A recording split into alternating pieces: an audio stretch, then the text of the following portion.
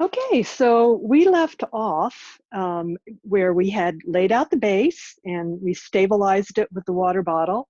So now we're going to start working with a weaver. And in this case, we're working with #2 round reed. We've soaked it. It's now flexible.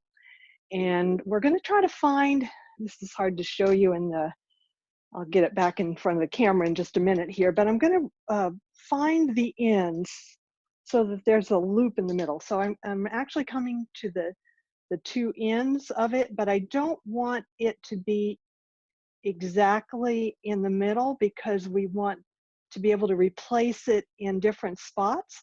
So just give yourself maybe about 5 inches of reed beyond the ends so that the ends aren't in the same spot. And then I'm just going to slide up, if I can get here so you can see, I'm going to slide up to find that loop in the middle. Not exact middle, but close to the middle. Okay, we're getting there.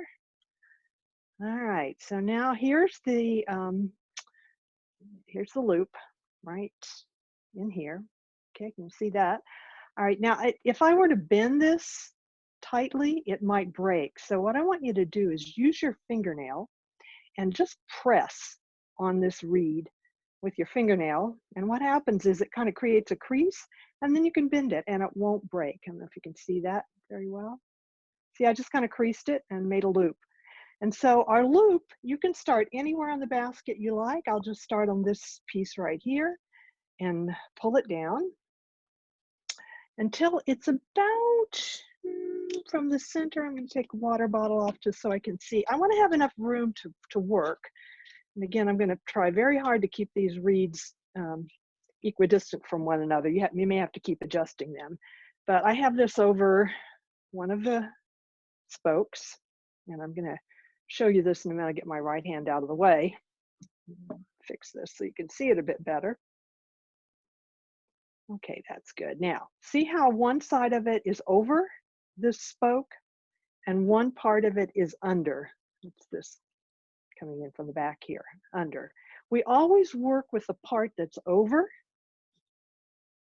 And what we're going to do is put the part that's over under the next stake, spoke. So, and we're about, I would say about 1.5 inches out from the center. That just gives you enough room to work. So let me move this around here so that you can kind of see it the way I'm looking at it too.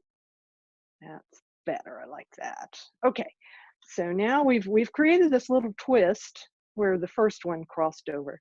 Now I'm gonna once again pick up the one that's on top. See how this is on top?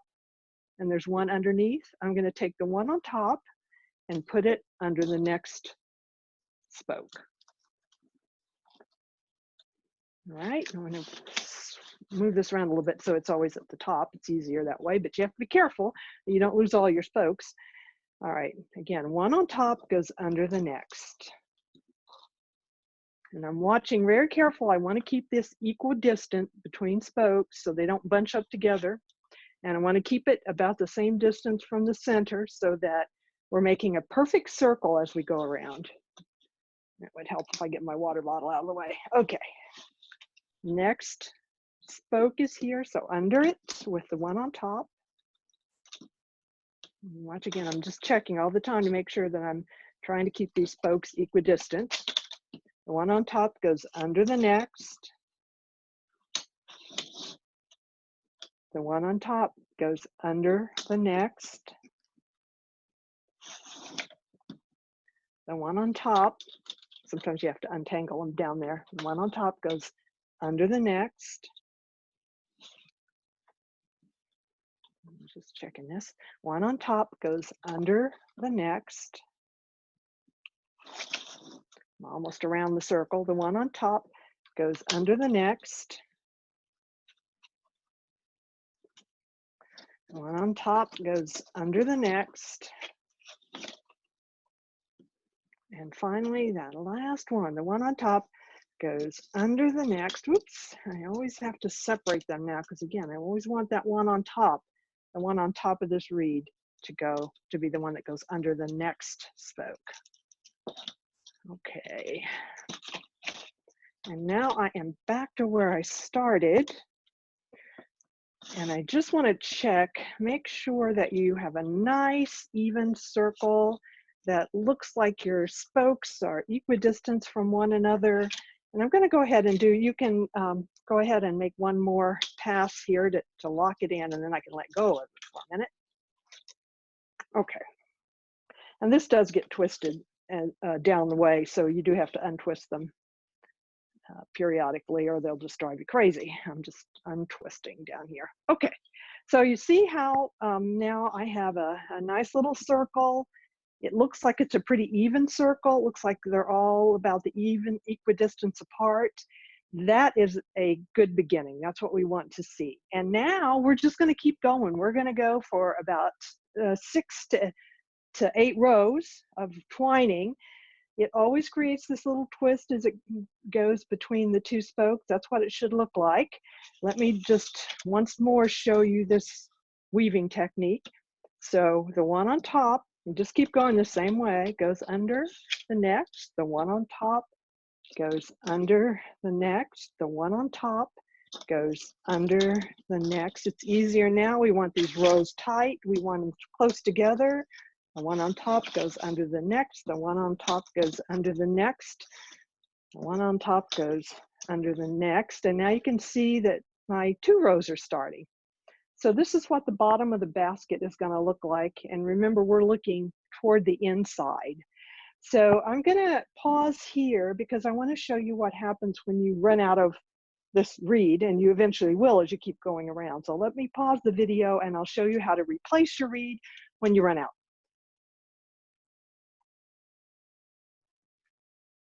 Okay, so here we are. You'll see that I have completed, I can count these number of rows just by the number of pieces of reed on top of the spoke here. 1, 2, 3, 4, 5, 6, and I am about to do the 7th row for this spoke, but you can see that I've kind of run out here. There's just a little piece of the reed now, and don't have a whole lot left on this other one, but I'm not going to have to replace them in the same place. That's what you don't want to have to do. So what I want to show you here is that I have gone past, let me get on here so I can not be in the way of myself. With the reed here, I have gone past this reed. So it's kind of sticking up in the middle.